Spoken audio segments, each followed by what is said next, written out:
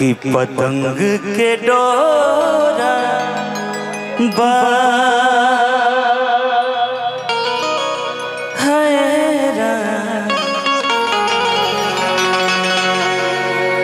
जिंदगी थोड़ा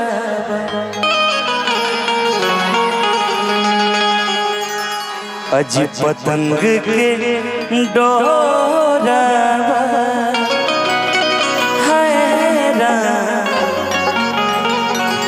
जिंदगी थोड़ा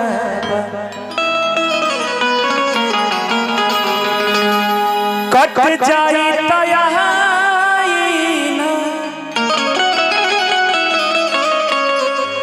ऐसन हवा के झकोरा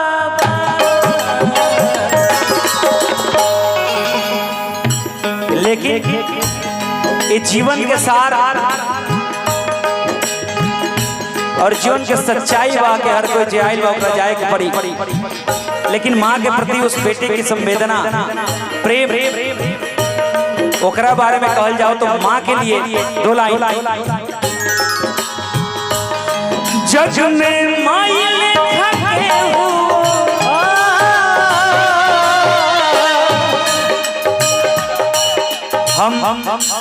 हम चाहब कि पहला गीत माँ के लिए, चूंकि माँ की पुण्यतिथि है तो के अपना महतारी से प्रेम करेला एक बार दोनों हाथ उठा के भैया अपना माँ के प्रेम के प्रति बताओ कि जग में माई लेखा के हो, माई लेखा के हो सहाय न होई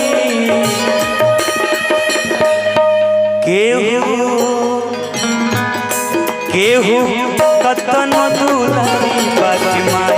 न होई, केहू कतन दुलारी बाकी माई न होई। जग में माई लेखा के हो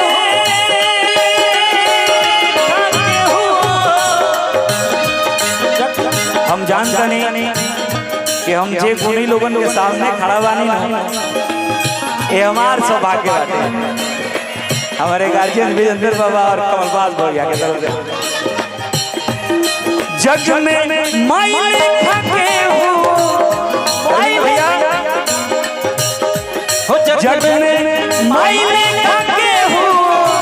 सहाय ना होई केहू कतन दुलारी माई ना होई, केहू कतन दुलारी बाकी माई ना होई। हमारा छोटा भाई और हमारा ये हलचल का चाचा हूँ और ये चाचा भतीजा का प्रेम के भीतर हम जुड़ल दीजिए और मेरे काम देखते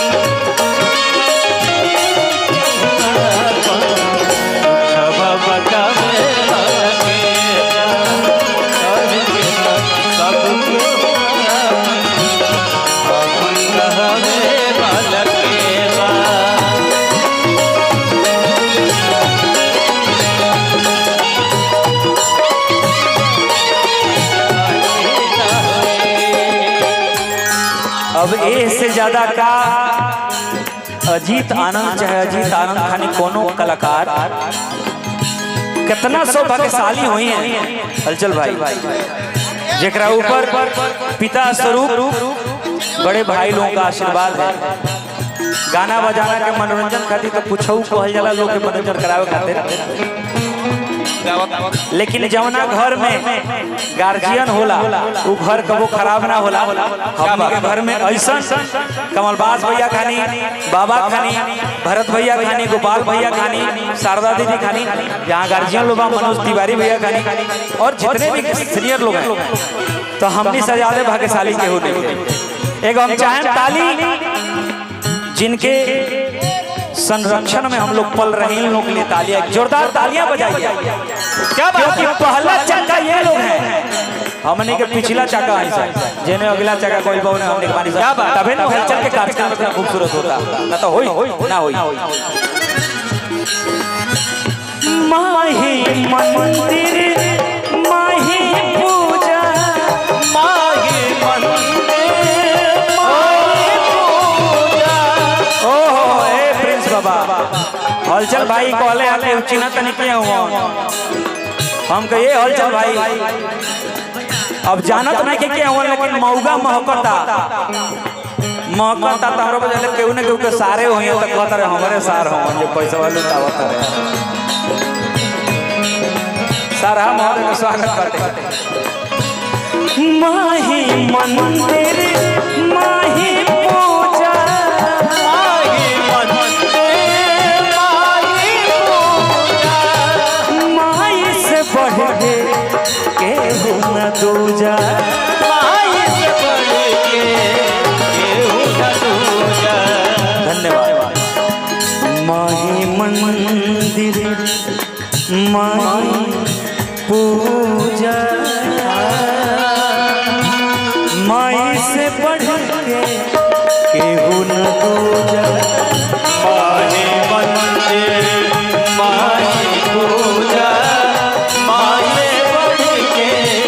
केहू न दूजा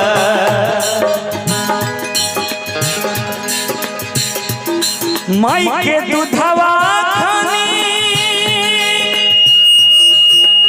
आज दुनिया में माई के दूधवा खाने दुनिया में माई के दूधवा खाने दुनिया में मिठाई ना होई ए मिठाई ना होई केहू नहीं हमरो भाई ऐसे मौका नहीं किया भाईचारा वाला नाते बाटे सही में आई हमरा सार के सार है वर्षा गोलू राजा वही बेरा से मुंह पर गमछी डाल के ही रहल गोलू राजा गमछी डाल में काहे बात कहत रे कुछ महकता में का महकता कहत रे जे मौगा महकता खुश रहो भाई थैंक यू ये छोटा भाई कुंदन है कुंदन हालांकि बड़ आदमी पर पुरस्कार दिया जाला तो बड़ आदमी ओकरा के जे ऑडियंस स्वागत कर सकता लेकिन हां ठीक बहुत अच्छा तकेहू अरे कतनो दुलारी बाकी माही गीत के लास्ट बका इतना लास्ट बता हमरा मन कदल से के लाइन हम रउआ खातिर कहत जे अपन शूटिंग छोड़ के हमरा खातिर आइल बा आ कहियो हमरा लगबे ना कइल कि रउआ अजीत आनंद है हमरा जइया से रउआ से परिचय हम मिलनी हमरा बुझाला कि भले हम हमरा से बड़ केहू नहीं कि हम भाई लोग हम ही बड़ है लेकिन बुझाला कि ना बड़ भाई हमरा हिस्सा में रहे दूसरा जगह जन्म ले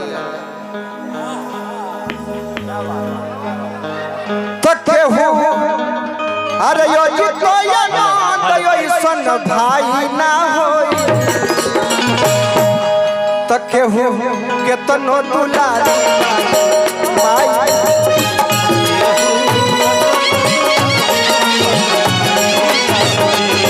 केहू कतनो दुलारी बाकी माही ना होई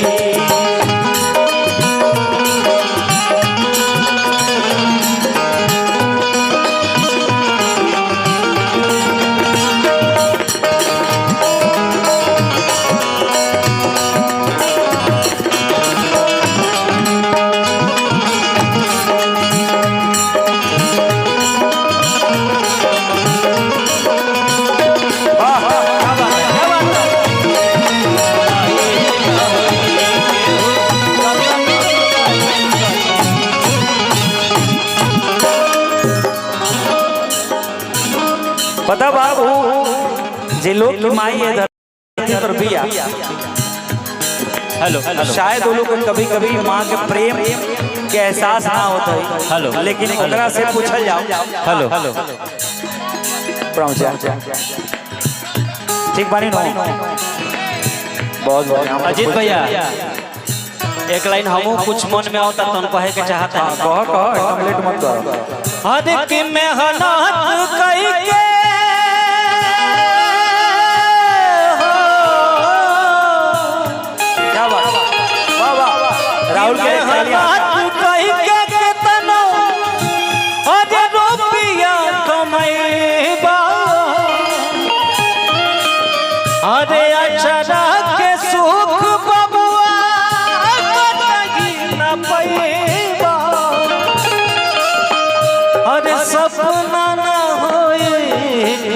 पूरा तमाही बिना जिंदगी अधूरा माही बिना जिंदगी अधूरा माई के दूधवा खाने दुनिया में दूधवा खाने दुनिया में मिठाई नहीं होए हो मिठाई ना होई केहू अरे कतनो दुलारी बाकी माई ना होई। क्या बात क्या बात। अरे एक बार तालियों बजाइए लोग भैया लोग। अब हम चाहते हैं कि कार्यक्रम सांस्कृतिक होए से तनी ढेर गंभीर भइले गुजर